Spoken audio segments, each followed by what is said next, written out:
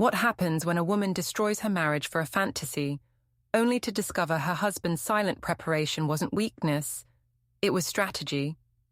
I humiliated him publicly, convinced everyone he was controlling me, and walked away believing I deserved better. Then, in front of everyone who cheered for my freedom, legal papers landed on the table, and I realized too late that love and justice aren't always the same thing. Before we dive deeper into this story, I have one small request. Please subscribe, drop a like, comment, and hit that hype button to boost this channel so more people can discover these incredible stories. My name is Evangeline Harrow. Everyone calls me Eva. I'm 34 years old, and I work in marketing at a tech company downtown. I have a husband named Owen, who is 36, a daughter named Mira, who is 6, and until 3 months ago, I thought I had my life perfectly under control. I was wrong about everything. This is the story of how I destroyed my family, because I believed I deserved more than what I had. This is the story of how everyone around me, my friends, my parents, even strangers, watched me throw away the only person who ever truly loved me. And this is the story of how I learned that consequences don't care about your justifications. It started on a Tuesday evening in March. I came home at 10 o'clock at night, and Owen was waiting in the kitchen. The lights were dim. Mira was already asleep upstairs. He was sitting at the table with his hands folded, and I could tell from his face that he wanted to have one of those conversations. I hate those conversations. He asked me where I had been. His voice was calm, but I could hear the edge underneath. I told him I had been working late on a campaign pitch. He nodded slowly, then asked why I hadn't answered his texts. I said I had been in meetings and my phone was on silent. He asked if I was sure. That question made my blood boil. I put my purse down on the counter and turned to face him. I asked him why he was interrogating me like I was a criminal. I told him that his need to track my every move was suffocating. I said that this was exactly why our marriage felt like a cage. He looked at me for a long time. Then he asked if I was seeing someone. I laughed. I actually laughed in his face. I told him he was being paranoid and that he needed to work on his trust issues. I said that not everything was about him and that I had a life outside of this house. I told him that maybe if he paid more attention to me when I was home, I wouldn't need to stay late at work. He didn't respond. He just stood up, rinsed his coffee cup in the sink, and went upstairs. I heard the guest room door close a few minutes later. That was the first night he slept in the guest room. The truth is, I had been at the rooftop bar downtown with Leo Strand. He's a freelance photographer, 32 years old, with dark curly hair, and this way of looking at you like you're the most interesting person in the world. We met at a work event 2 months earlier, and we had been texting ever since. Nothing physical had happened yet. That's what I told myself. We were just friends. We talked about art and music and all the things that Owen never had time for. Leo made me feel alive again. He made me feel seen. Owen made me feel like a checklist item. Wake up, make breakfast, go to work, come home, put Mira to bed, repeat. Our marriage had become a routine, and I was suffocating in it. The next evening, Owen showed me a credit card statement. He pointed to a charge from the rooftop bar. He asked me when I'd gone there. I told him that Jessa from work had invited me last minute for a quick drink after a stressful day. I said I had forgotten to mention it because it wasn't a big deal. He asked if Jessa was the only person I had been with. I asked him why he was going through our credit card statements like some kind of detective. I told him that this controlling behavior was exactly what was wrong with our marriage.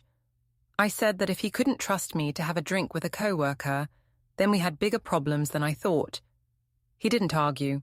He just folded the statement and put it back in the drawer. At work the next day, I texted Leo during a morning meeting. He sent me a photo of a sunrise he had captured that morning, and I told him it was beautiful. Jessa leaned over from the next cubicle and winked at me. She whispered that I deserved to be happy. Jessa was the only person at work who knew about Leo. I had told her everything one night over drinks. She had listened and nodded, and told me that life was too short to be miserable. She said that Owen sounded emotionally unavailable, and that I shouldn't feel guilty for finding connection elsewhere. I wanted to believe her. My supervisor walked past my desk while I was texting. I minimized my phone screen quickly, but I saw her glance at me twice. She didn't say anything.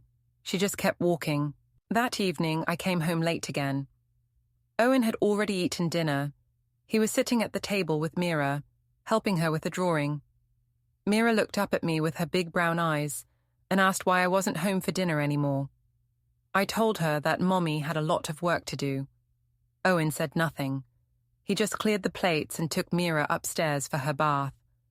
I sat alone in the kitchen, scrolling through Leo's Instagram, and told myself that I wasn't doing anything wrong. Later that night, I went upstairs and found Owen in the guest room. He was folding laundry with the kind of precision that irritated me. Everything in neat stacks. Everything in its place. I noticed a labeled folder on the nightstand. It said, "Household" in black marker. I asked him what the folder was for. He said it was just bills and paperwork. I asked why he was keeping it in the guest room. He said it was easier to organize things when he had space to think. I told him he was being dramatic. He didn't respond. He just kept folding. I went to the kitchen to get a glass of water. Owen's phone was on the counter. It vibrated with an incoming call. The screen showed no caller ID. I watched it ring 3 times, then go to voicemail. I picked up the phone and looked at the recent calls. There were several muted calls from unknown numbers over the past week. I also saw a calendar reminder that said downtown 1420. I asked Owen what the reminder was for when he came back downstairs. He said it was just an appointment. I asked what kind of appointment. He said it was personal. I laughed and said he was acting really strange lately. I told him that maybe he was the one having an affair. He looked at me with an expression I had never seen before. It wasn't anger, it wasn't hurt, it was something colder. He said that I should be careful about making accusations I couldn't take back. Then he went back upstairs. I stood in the kitchen with the glass of water in my hand, and for the first time, I felt a small twist of something in my stomach. It wasn't guilt. I didn't feel guilty. It was something else. Something I couldn't name. I told myself that Owen was just being sensitive, that he was overreacting, that I deserved to have my own life and my own friendships. I told myself that I wasn't doing anything wrong. But that night, as I lay in bed alone, I couldn't stop thinking about that folder, about the muted calls, about the calendar reminder, about the way Owen had looked at me before he walked away. The following weekend, Leo invited me to meet him at the rooftop bar again. He said he wanted to show me some prints from a recent shoot. I told Owen I was going out with Jessa. He asked what time I would be home. I said I didn't know. He asked me to text him when I was on my way back. I told him I wasn't a child who needed a curfew. He said it wasn't about control. It was about courtesy, about letting him know I was safe. I said that if he trusted me, he wouldn't need constant updates. He didn't argue. He just picked up his keys and said he was taking Mira to his mother's house for the afternoon. I asked why. He said that Diane had asked to spend time with her granddaughter, and that it would give me space to do whatever I needed to do. I should have heard the exhaustion in his voice, but I didn't. That evening, I met Leo on the rooftop terrace. The city lights were beautiful. We ordered drinks and talked about his work, and he showed me his portfolio on his tablet. He was incredibly talented. I told him so. He smiled and said that I inspired him. We laughed and talked for hours. At some point, he put his hand on mine. It was casual, friendly, but it made my heart race. I didn't pull away. What I didn't notice was the woman at the next table. She had her phone out and she was filming us. She posted the video on social media that night with the caption, "Isn't that Eva Harrow from Fletcher Tech? Where's her husband?" I woke up the next morning to 17 missed calls. and 43 text messages. Jessa had sent me a screenshot of the video. It had been shared over 200 times. In the video, Leo and I were leaning close together, laughing. His hand was on mine. It looked exactly like what it was. I immediately deleted the tag from my profile, but it was too late. The video had already spread through our social circle. When I came downstairs, Owen was sitting at the kitchen table with his laptop open. He turned the screen toward me without saying a word. It was a screenshot of the video. I told him it wasn't what it looked like. I said that Leo was just a friend and that people loved to gossip. I told him that the woman who filmed us was probably jealous and bored. Owen asked me if I was sleeping with Leo. I said no. Technically, that was true. We hadn't slept together yet. Owen asked me if I wanted to be married anymore. I didn't answer right away. I should have said yes. I should have apologized. I should have done 100 things differently. Instead, I told him that I didn't know. I said that he made me feel trapped and that I wasn't sure I could spend the rest of my life feeling this way. I told him that maybe we had gotten married too young, that maybe we had grown into different people, that maybe we wanted different things. I told him that I needed space to figure out who I was. He closed the laptop. He asked me what I wanted him to tell Mira. I said that Mira didn't need to know anything, that we could figure things out quietly without involving her. Owen laughed. It was a hollow sound. He said that Mira already knew something was wrong. He said that she had been drawing pictures of Mommy and Daddy in separate houses, that she had asked him 3 times this week if we were getting a divorce. I told him that he was scaring her unnecessarily, that he needed to stop projecting his anxiety onto our daughter. He stood up and walked past me without another word. That night, Owen slept in the guest room again. I tried to fall asleep, but I couldn't stop thinking about the video, about the messages, about the way people were talking about me. I got up and went to the guest room. The door was closed, but I could see light under the crack. I opened it without knocking. Owen was sitting up in bed with his laptop. On the nightstand, I saw 3 labeled folders: bank, auto, utilities. They were perfectly stacked. Next to them was a notepad with a list of dates and times written in Owen's neat handwriting. I asked him what he was working on. He closed the laptop and said it was nothing. Just organizing paperwork. I asked him why he needed to organize paperwork at midnight. He said that he couldn't sleep and that organizing things helped him think clearly. I told him he was being obsessive. He asked me to close the door on my way out. I went back to bed angry at Owen for being so cold, angry at the woman who had filmed us, angry at everyone who was judging me for wanting to be happy. But underneath the anger was something else, something I still didn't want to name. The next morning, Owen received a message from Rachel Quinn. Rachel was a mutual friend who had always been kind to both of us. She asked Owen if everything was okay. She said she had seen the video and wanted him to know that she was thinking of him. Owen thanked her and said he was handling things. Rachel then sent a message to me. She said that she was hosting a birthday party for her husband the following weekend, and she wanted to make sure both Owen and I felt comfortable attending. I told her that, of course, we would both be there. I said that people were making a big deal out of nothing. She didn't respond.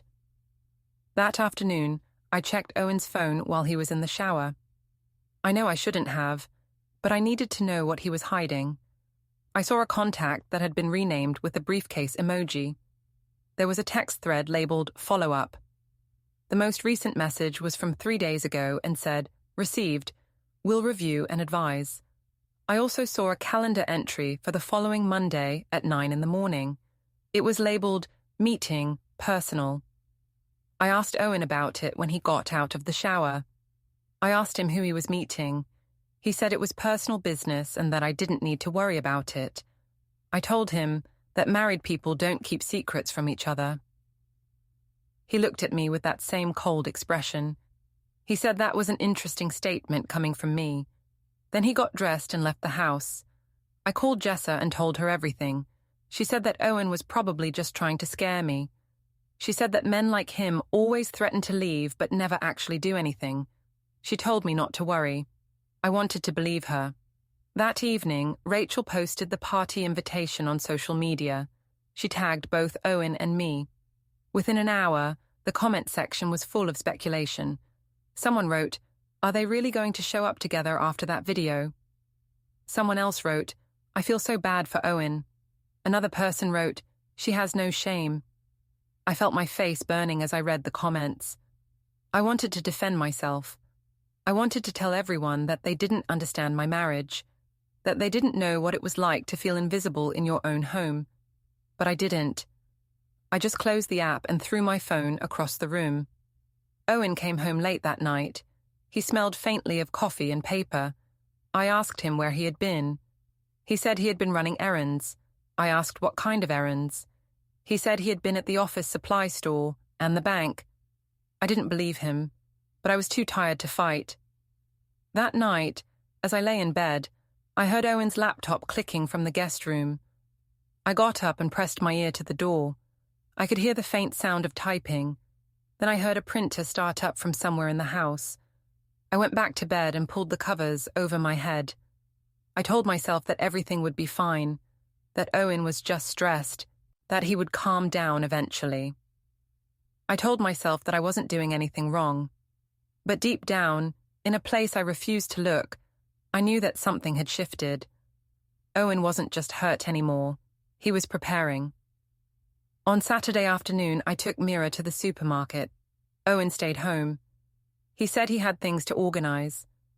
Mira was quiet as we walked through the aisles. She held my hand, but she kept looking down at her shoes. I asked her if she was okay. She nodded.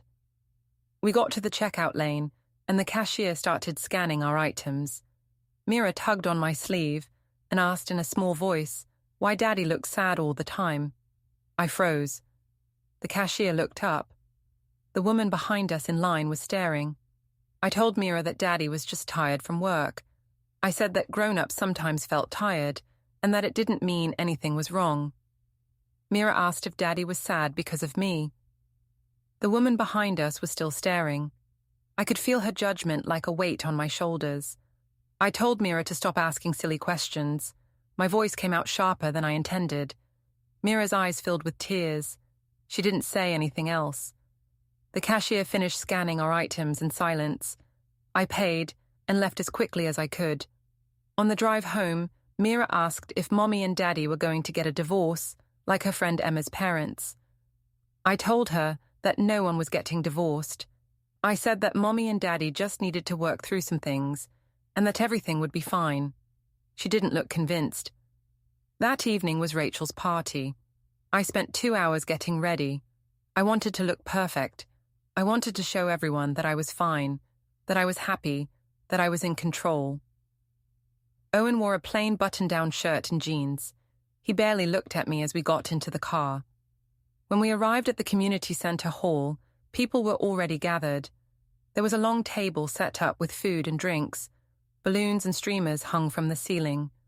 Music was playing. Rachel greeted us at the door. She hugged Owen first, then me. Her hug was noticeably shorter. Inside, people turned to stare. I could hear the whispers. I lifted my chin and walked to the drink table. Owen followed a few steps behind. Jessa was there. She gave me a tight smile and handed me a glass of wine. She whispered that I looked amazing and that I shouldn't let anyone make me feel bad. I drank the wine quickly. Diane arrived about 20 minutes later with Mira. Diane is Owen's mother. She's 62, silver-haired, and has always been polite to me. But that night, when she saw me, her expression hardened. She walked straight to Owen and hugged him. She asked him in a low voice if he was sure he wanted to be here. Owen said he was fine. Diane glanced at me, then looked away. Around 8 o'clock, Rachel's husband asked everyone to gather for a toast. People started clinking their glasses. Rachel handed the microphone to a few friends, and they each said a few words about the birthday man. Then Rachel handed the microphone to me.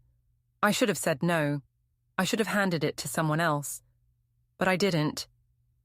I took the microphone and started talking. I said something about how marriage was hard work and how it was important to keep the spark alive. I said that some people were married to their work and that those people didn't know how to have fun. Then I looked at Owen and said that he was a perfect example. I said he was married to his spreadsheets and that he wouldn't know passion if it hit him in the face. Half the room laughed nervously. The other half looked away. Owen stood up. His face was blank. He thanked Rachel for hosting and excused himself to the parking lot. I watched him go, and for a moment, I felt a flicker of something, regret maybe, or shame. But then Jessa leaned over and whispered that I was brave for speaking my truth, and I believed her. Diane followed Owen outside. Several other guests went with them. I saw Marcus, my own father, shaking his head as he walked toward the door. Kieran, my younger brother, didn't even look at me. He just left. Mira was sitting under one of the tables crying. A cousin had to couch down and comfort her. I drank another glass of wine and told myself that everyone was overreacting. Rachel came over and took the microphone from my hand. She didn't say anything. She just walked away. The party continued, but people avoided me. I stood by the drink table alone, watching Owen outside through the window. He was talking to Diane and Marcus. Diane had her hand on his shoulder. Jessa left early. She said she wasn't feeling well. When it was time to go, Owen came back inside and collected Mira without speaking to me. We drove home in silence. Mira asked again if we were getting divorced. I snapped at her to stop asking. Owen told her gently that Mommy was just tired. When we got home, Owen put Mira to bed. I went to the kitchen and poured myself another glass of wine. On the wall planner by the fridge, I noticed a date circled in red. It was 2 weeks away. Next to it was a sticky note that said, "Bring forms." I asked Owen what the note meant. He was standing in the doorway. He said it was personal business. I asked him what kind of personal business required forms. He said I didn't need to worry about it. Then he went to his desk, opened a drawer, and placed a laptop inside. I heard the drawer lock with a soft click. The click echoed in the silent kitchen. I asked Owen what he was doing. He said he was organizing his things. I told him he was acting paranoid. He said that paranoid people are usually right. Then he went upstairs to the guest room and closed the door. I stood in the kitchen alone, staring at the red-circled date. For the first time, I felt afraid. The video of my toast went viral. By Monday morning, it had been shared across 3 different social media platforms. Someone had added captions. Someone else had made a reaction video. I became a meme. I was riding the metro to work when I overheard 2 women talking in the seats behind me. One of them pulled up the video on her phone. I heard my own voice saying that Owen was married to his spreadsheets. The other woman said that I had no shame. I got off 2 stops early and called Jessa. She answered on the 4th ring. She sounded distant. She said that HR had been asking questions about my professionalism and whether my personal life was affecting my work. I asked her if she had said anything to them. She said no, but that other people in the office were talking. I hung up and sat on a bench at the station. I felt like the walls were closing in. That Sunday, my parents invited Owen and me to dinner. I assumed it was an attempt to mediate. I thought they would take my side. I was wrong. We sat in the living room of the house I grew up in. My father, Marcus, sat in his armchair with his arms crossed. My mother, Simone, sat on the couch next to him, unusually quiet. Kieran was there too. He stood by the window, looking out at the street. Marcus asked me point blank if I was having an affair. I told him that my marriage was complicated. He asked me to answer the question. I said that Owen and I had grown apart, that we wanted different things, that I deserved to be happy. Marcus said that marriage wasn't about being happy all the time. It was about commitment and respect. I told him that he didn't understand what it was like to feel invisible in your own home. He said that I was the one making Owen invisible, that I had humiliated him in front of everyone who cared about him, that I had broken something that couldn't be fixed. Simone said nothing. She just stared at her hands. Kieran turned from the window and said that I was on my own. Then he left without saying goodbye. I started crying. I told Marcus that he was being unfair, that he didn't know what I was going through. Marcus said that I had made my choices, and now I had to live with them. Owen, who had been sitting silently next to me the entire time, stood up and thanked my parents for dinner. He said that we should go. I followed him to the car in a daze. On the drive home, I tried to talk to him. I said that everyone was turning against me, that it wasn't fair. Owen said that people weren't turning against me. They were just finally seeing me clearly. I asked him what that meant. He said it meant that I had spent years convincing everyone that I was the victim, that he was the problem, that he was controlling and cold and emotionally unavailable. He said that people were starting to realize that maybe I was the problem. I told him he was being cruel. He said he was being honest. The next day, I went to pick up Mira from school. I arrived early and stood in the pickup line with the other parents. 2 mothers I used to carpool with saw me and turned their backs. Another mother said loudly to her friend that some people had no shame. I stood there, face burning, until Mira came out. She ran to the car without looking at anyone. On the drive home, she asked why the other kids were saying mean things about me. I asked her what they were saying. She said they were saying that I was a bad mommy. I told her that people were just being mean because they didn't understand. She asked me if I still loved Daddy. I said yes, but my voice cracked when I said it. That evening, I received a meeting request from my manager. The subject line said, "Workplace conduct, confidential." I stared at the email for a long time. Then I closed my laptop and went to find Owen. He was in the garage, loading something into his car. I asked him what he was doing. He said he had errands to run. I asked him where he had been going all these evenings. He said he had been taking care of things. I asked him what things. He said I would find out soon enough. I noticed his car smelled faintly of printer toner. On the passenger seat was a thin binder labeled Utilities. It looked thicker than it should have been for just bills. I asked him what was in the binder. He said it was paperwork. I asked him why he was keeping so much paperwork in his car. He said it was easier to keep things organized when they were out of the house. I told him he was acting really strange. He said that maybe strange was the same as careful. Then he got in the car and drove away.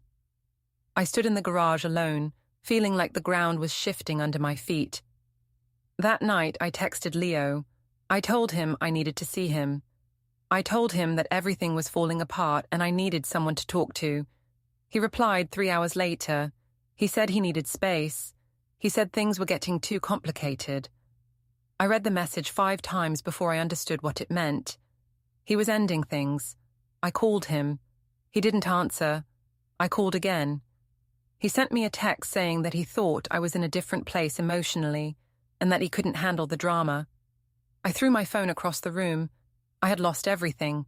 My friends, my family, my reputation, and now Leo.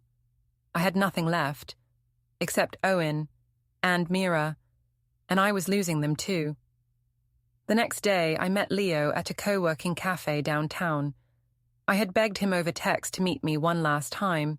He had finally agreed. He was sitting at a corner table when I arrived. He looked uncomfortable. I sat down across from him and started talking. I told him that I had left Owen, that I was ready to start fresh, that we could finally be together without hiding. Leo looked at me like I had just said something insane. He said that he had never promised me anything, that we were just having fun. I told him that it was more than fun, that we had a connection. He said that I had a husband and a kid, and that he didn't sign up for that kind of drama. I told him that I was getting a divorce, that I was leaving Owen. He said that wasn't his problem. I started crying. I begged him not to leave me. I said that I had given up everything for him. He stood up. He said that I had made my own choices, and that he wasn't responsible for them. He said that I needed to figure out my life. Then he left. I sat in the cafe alone, sobbing, until the barista asked me if I was okay. I said I was fine. Then I left. I drove home in a fog. When I got there, Owen was in the kitchen making dinner. Mira was at the table doing homework. I walked up to Owen and said that I had made a mistake. I said that I wanted to fix things, that I wanted to work on our marriage. He looked at me for a long time. Then he said that he appreciated my honesty, but that he needed time. I asked him what that meant. He said that he was consulting resources and making sure everything was handled correctly. I asked him what resources. He said he was getting advice on how to move forward. I asked if he was seeing someone. He said no, it was personal business.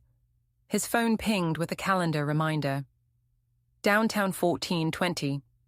He dismissed it quickly. I asked him what the reminder was for. He said it was just an appointment. I asked him if he was planning to leave me.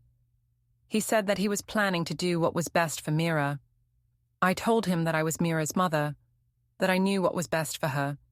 He said that Mira needed stability, and that I hadn't been providing that. I started to argue, but he held up his hand. He said that he would handle our situation properly and fairly. He said that I should prepare myself for that. I asked him what he meant by properly. He said I would find out soon enough. Then he went back to stirring the pot on the stove. That night I couldn't sleep. I kept thinking about Owen's words, about the calendar reminders, about the folders and the binders and the locked desk drawer. The next morning I went to work early. I parked in the garage under my office tower. As I was walking toward the elevator, I saw Owen's car 2 rows over. It was parked at an odd angle, facing the exit. Owen usually parks nose in. This was different. I walked over and looked through the window. On the dashboard was a single USB stick, labeled with yesterday's date. On the rearview mirror was a cloud sync notification sticker. File uploaded successfully. My hand started shaking. I went up to my office and tried to focus on work, but I couldn't stop thinking about the USB stick, about the cloud upload. That afternoon, I went through Owen's phone again while he was in the shower. I saw a contact renamed with a gavel emoji. There was a text thread that said, "Ready for next week." I asked Owen about it when he got out.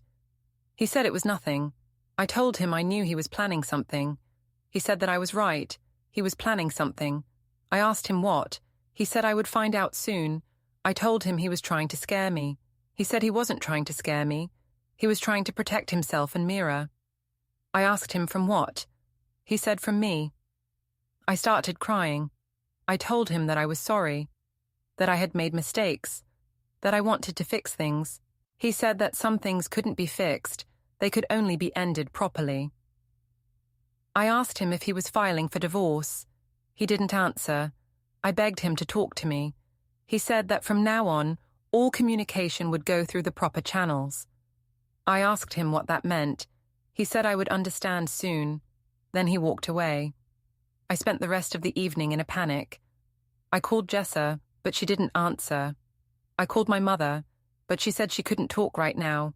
I was completely alone. That night I lay in bed staring at the ceiling. I could hear Owen moving around in the guest room. I heard drawers opening and closing. I heard papers rustling. I heard the faint beep of a recording app. I got up and pressed my ear to the door. I could hear Owen speaking in a low voice. He was on the phone with someone. I couldn't make out the words, but his tone was calm and measured. When he hung up, I knocked on the door. He opened it. I asked him who he was talking to. He said it was personal. I asked him if he was talking to a lawyer. He said that if I wanted to know, I could ask my own lawyer. I told him I didn't have a lawyer. He said that maybe I should get one. Then he closed the door. I went back to my room and cried until I fell asleep. The next morning, I woke up to a text from Owen. It said that he was taking Mira to his mother's house for the week, that Diane had offered to help with school pickups while he handled some things. I asked him what things. He didn't respond. I drove to work in a daze. When I got to the office, I saw Jessa in the break room. I asked her if she had time to talk. She said she was really busy. I told her I needed a friend right now. She said she was sorry, but that she couldn't get involved anymore. She said that HR had talked to her and she needed to keep her distance. I asked her if she was serious. She said yes. Then she walked away. I went to the bathroom and locked myself in a stall. I sat there for 20 minutes, trying to breathe.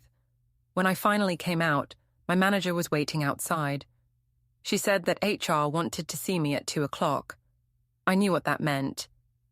At 2 o'clock, I sat in a small conference room with an HR representative. She asked me about the video, about the rumors, about whether my personal life was affecting my work performance. I told her that my personal life was private. She said that when it became public and affected the company's reputation, it was no longer private. She said that they were putting me on a performance improvement plan, that I needed to demonstrate professionalism and focus over the next 90 days. I signed the paperwork in a daze. When I got home that evening, the house was empty. Owen and Mira were still at Diane's. I walked through the silent rooms, feeling like a ghost in my own home. On the kitchen table was a single piece of paper. It was a printout of a calendar. Several dates were marked with red X's. The final date, 1 week away, was circled. Next to it was a sticky note. It said, "Everything will be handled properly." I sat down at the table and cried. For the first time, I understood that this wasn't just about Owen being hurt. This wasn't about him punishing me or trying to scare me. This was about him protecting himself and our daughter, and I had given him every reason to do exactly that. My mother called me the following Tuesday. She said she wanted to meet for lunch. She said that we needed to talk. I agreed, desperate for any kind of connection. We decided to meet at the hospital cafeteria. My mother worked part-time at the hospital as a volunteer, and she said it would be easier for her to meet there during her break. I arrived at noon. The cafeteria was moderately crowded, doctors and nurses in scrubs, visitors with tired faces, the smell of coffee and disinfectant. My mother was already sitting at a table near the window. She looked smaller than I remembered. Older. I sat down across from her and tried to smile. She didn't smile back. I asked her how she was doing. She said she was fine. Then she asked me how I was doing. I told her that everything was falling apart, that Owen was planning something, and I didn't know what to do. She said that maybe I should have thought about that before I humiliated him in front of everyone. I started crying. I said that I had made mistakes, but that I was trying to fix things. She said that some mistakes couldn't be fixed. I asked her if she was on Owen's side now. She said there were no sides. There were just consequences. I was about to respond when someone approached our table. It was a man in a grey suit. He was holding a large envelope. He asked if I was Evangeline Harrow. I said yes. He handed me the envelope and said that I had been served. Then he walked away. My hands were shaking as I opened it. Inside was a thick stack of documents. Petition for dissolution of marriage. Temporary custody order, awarding primary custody to Owen Harrow, pending psychological evaluation. Financial restraining order, freezing all joint accounts. Notice of intent to seek full custody based on documented evidence of parental alienation and abandonment. I read the words over and over, but they didn't make sense. My mother leaned over and read the papers over my shoulder. Her face went pale. I looked up and saw Owen sitting at a table across the cafeteria. He was with a man in a dark suit. They were talking quietly. Owen's laptop was open between them. Owen looked up and met my eyes. He didn't smile. He didn't look angry. He just looked calm. He nodded once, then returned to his conversation. I started hyperventilating. My mother asked if I was okay. I couldn't answer. I just stared at the papers in my hands. My phone started buzzing. Texts from Jessa, from Marcus, from Kieran. They were all asking the same thing. Did you know about this? I realized that Owen had sent copies of the filing to everyone, to my family, to mutual friends, to people at work. He wasn't just protecting himself. He was making sure everyone knew the truth. Simone stood up. She said she couldn't do this. That she needed to leave. I begged her to stay. She said she was sorry, but that I had made my choices. Then she walked away. I sat alone at the table, surrounded by the noise of the cafeteria, holding the papers that would end my marriage. I looked across the room at Owen. He was still talking to his lawyer. He looked like a different person, stronger, calmer. I realized that the man I had humiliated, the man I had convinced everyone was the villain, had been quietly preparing for this moment. He had documented everything. The late nights, the lies, the public humiliation, the neglect of Mira. All of it. And now, he was using it. I tried to call him. He didn't answer.